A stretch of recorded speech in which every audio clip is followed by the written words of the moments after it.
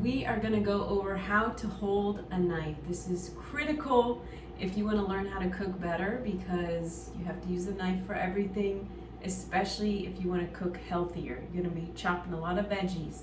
So let's go over how to hold the knife properly and how to use it so you don't chop off a finger, okay?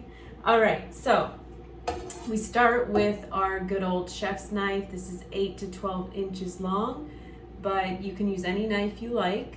This is just the all-purpose use knife for everything pretty much. The correct way to hold a knife is we are going to take the hand that holds a knife, last 3 fingers right here. We're going to grip the handle, and then we're going to pinch the bolster with our index and thumb finger. Okay, so we have something like that.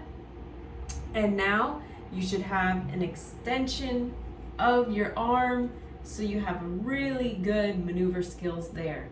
Okay, what I don't want you to do, and a lot of people do, they club the handle. Why is this wrong? Because when you go to chop, it's going to start rotating and be unstable.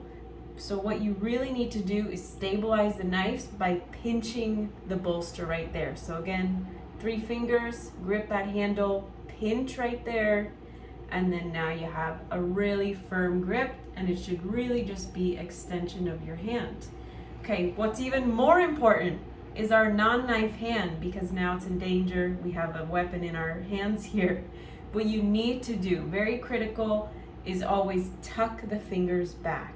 Okay, so I like to say the claw. Always keep that claw there. The critical part here is that you are keeping the fingertips back and just having the knuckles here in front. So everybody's a little different. If you want to have just 1 knuckle in front or kind of 2 in the front, depends on your hand and your comfort level. But you want something that is just tucked. Don't have your fingers out, your thumb out like that. This is what you don't want. You don't want your fingers flat on the board, okay? You only want the veggies or whatever you're cutting flat on the board. You want it tucked like this. So you're gonna move that claw, just think of it, okay, Addams Family. All right, so just keep that tucked. And how do we do the motion of the hands when we go to cut something?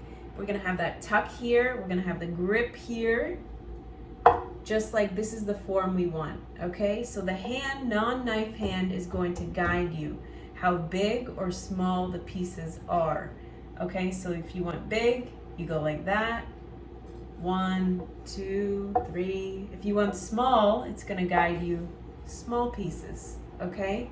And then the motion with the knife is always a rocking motion, okay? From the tip to the heel of the knife, tip to the heel. So I like to have contact with the knuckles, but some people feel like they just want a little space there. That's up to you. But if it does slip, it's not going to hurt you. And it has happened to me, and it just glides back down and it won't cut any part of your finger. We want tip to heel, and this is going to just glide through the food instead of smashing. Okay, we don't want to smash the food always. It will bruise it, and especially if you're doing onions, you're gonna cry more because you're releasing the oils, odors into your eye. So you always want to try to glide as much as you can to your foods, and that's why you also need a very sharp knife, okay? Always sharpen your knives, get a little sharpener tool if you need to. A sharper knife is a safer knife. I know it sounds kind of crazy, but if the knife is gliding through your food and chopping it nicely, you're not going to slip, okay? When the knife is dull and it starts slipping on the onion skins or other skins, then it becomes dangerous. So always make sure you have a sharp knife. How do you check if you have a sharp knife? If you can cut through a tomato skin, okay?